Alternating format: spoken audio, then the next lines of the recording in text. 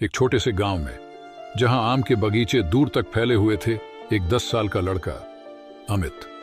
उसका सारा बचपन हरी भरी पत्तियों की सोंध और मीठे आमों के रस के बीच ही बीता था।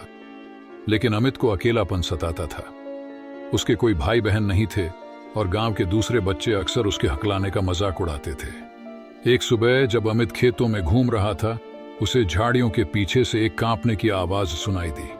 करीब जाकर उसने देखा, एक छोटा सा सफेद खरगोश वहां फंसा हुआ था। उसके पैर कांटे में उलझ गए थे और वह दर्द से तड़प रहा था। अमित को झटपट दया आ गई। उसने बड़ी सावधानी से कांटे को हटाया और खरगोश को जमीन पर छोड़ा। छोटा खरगोश थोड़ा डर कर भागा, लेकिन फिर रुककर पीछे मुड़ा और बड़ी चमकती आंखों से अमित को देखा, मानो वह उसे धन्यवाद कह रहा हो। उस दिन से अमित और खरगोश का एक अनोखा रिश्ता बन गया। हर सुबह अमित खेतों में खरगोश की तलाश करता। वे साथ साथ घूमते, खेलते और एक दूसरे की मस्ती में शामिल होते। अमित खरगोश को स्नोबॉल कहता था, उसके सफेद फर की वजह से। वो उससे हकलाए बिना बातें करता था। एक दिन गांव में शोर मचा हुआ था। एक जंगली बिल्ली खेतों में घूम रही थी, छोटे जानवरों पर हमला कर रही थी। अमित घबरा गया। वह जानता था कि स्नोबॉल खतरे में था। बिना कुछ सोचे अमित दौड़कर खेतों की ओर गया। उसने देखा, जंगली बिल्ली स्नोबॉल का पीछा कर रही थी।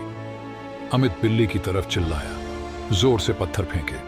उसका मुंह जरूर हकला रहा था, लेकिन उसकी आवाज में दहशत के बजाय हिम्मत थी।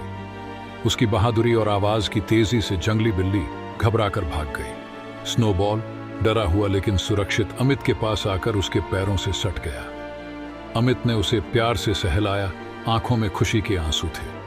उस दिन के बाद गांव के बच्चों की नजर अमित में बदल गई। उन्होंने उसकी हकलाने को नहीं देखा, बल्कि उसकी हिम्मत और दोस्ती को पहचाना।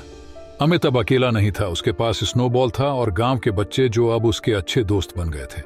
ये कहानी कैसी लगी आपको? क्या आप कोई और कहानी सुनना चाहेंगे? कमेंट करें।